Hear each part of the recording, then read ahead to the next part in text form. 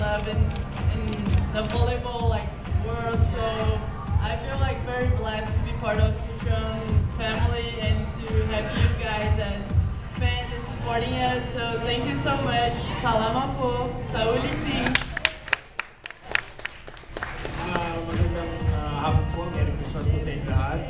Salamat po sa walang sawang pagsuporta sa team o sa ating team. Naway sa mga darating po mga teams po natin na sana po nandiyan po kayo para magdasal po ulit para supportan po ang Racing Fighters. And sa management po, salamat po. Sa mga players na nagsakripisyo para mag-champion.